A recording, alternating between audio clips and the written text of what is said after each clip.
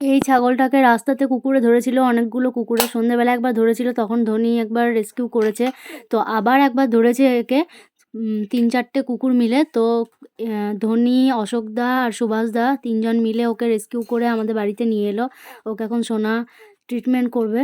তো যারা এই ছাগল পুষছো তারা কি দেখে শুনে ছাগল পুষো না, যে রাত্রেবেলায় ছাগল ছাড়তে নেই বা কিছু।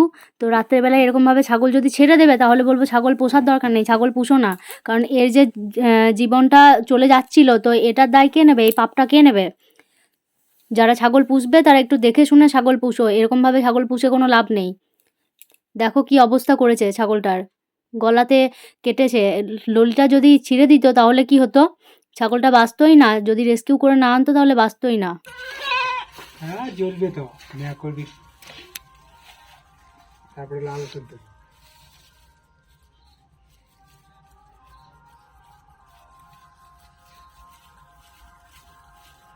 ব্রাশটা খুঁজে পেলো না, সেই জন্য এতে করে দেওয়া হচ্ছে।